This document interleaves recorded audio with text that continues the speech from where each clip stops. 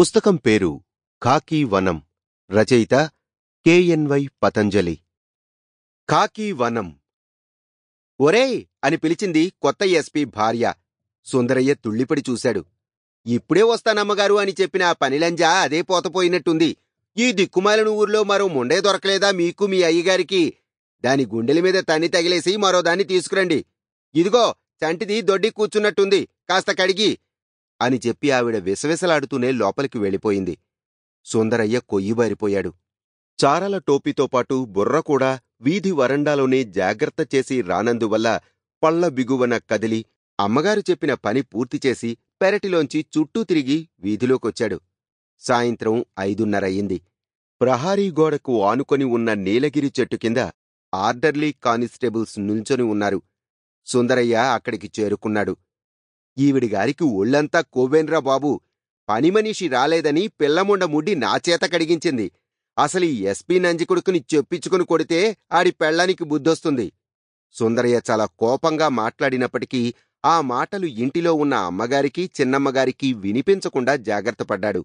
అక్కడ నించొని ఉన్న నలుగురిలోనూ ముగ్గురు సుందరయ్య కేసి జాలిగా చూస్తే 4గో కానిస్టేబుల్ మాత్రం పకపక నవ్వాడు. అతని కళ్ళు పెంకెగా మెరిశాయి. ఈ పద్ధతి మంచిదేన్రా పెద్ద బ్రదరు అన్నాడతను. ఎందుకైనా మంచిదని సుందరయ్యకు దూరంగా జరుగుతూ. ఇంట్లో ఎవరూ లేకపోతే వాళ్ల పని మనచేత చేయించుకోవటం మంచి పద్ధతే. రాత్రిపూట దొరగారు లేరనుకో, అప్పుడా ఛాన్స్ నీకే.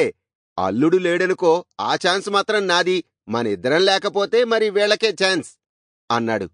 నోర్ముయ్ ఊరి కుర్రనా కొడకా, నీది నోరా పాయిఖానా దొడ్డా? ఏటా మాటలేంటి? ముందు ఎనుక చూసుకోకుండా పేకలెగిరిపోయి మాటలనేస్తున్నావు, జాగ్రత్త అని కంగారు పడ్డాడు అరసవిల్లి అనే ఆర్డర్లీ. సుందరయ్య ఇదంతా వినిపించుకోవటం లేదు. తన ఎడమచేతినుంచి ఇంకా దుర్గంధం వస్తున్నట్టు తోచిందతనికి. నిక్కరకు చేయి రుద్దుకున్నాడు ఎటో చూస్తూ.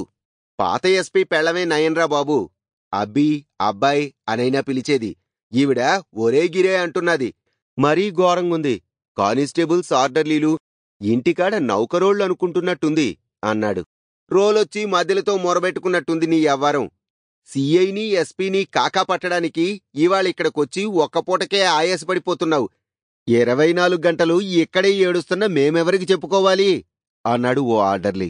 నోరు మూసుకుని ఊరుకోవటం మంచిది, తప్పిదా వదిలీదా? బూటు కట్టినాడు పట్టిన ఈసెని సర్వీసున్నంతకాలం వదలదు అన్నాడు మరొకడు. అదిగో నరసింహంగాడు, వజీరు సుల్తాను బజారు చేసేస్తున్నారు. ఓరి నాయనా, 2 సంచుల నిండా ఏటో తెస్తున్నారు. మనందరికీ ఇవాళ భోజనాలు ఎక్కడేనేమో అన్నాడు ఆర్డర్లీ. అతని మాటలు ముగియకముందే గేటు తీసుకుని 2 ఆర్డర్లీ కానిస్టేబుల్స్ లోపలికి వచ్చారు. ఇద్దరి దగ్గర చెరో సంచి ఉంది. 6 రకాల చేపలు. దొరగారి పేరు చెప్పేసరికి ఫస్ట్ క్లాస్ అయిన చేపలు ఎంచి మరీ ఇచ్చారు. డబ్బులు తీసుకోమంటే దండాలు పెట్టి వద్దనేశారు అని ఇంటిలోకి కూడా వినిపించేటట్టు బిగ్గరగా అరుస్తూ చెప్పిన వజీరు మహాతల్లి 10 రూపాయలు చేతిలో పెట్టి 6 రకాల చేపలు తెమ్మని పురమాయించింది. మళ్ళీ ఒక్కో చేప దొరగారంత ఉండాలట.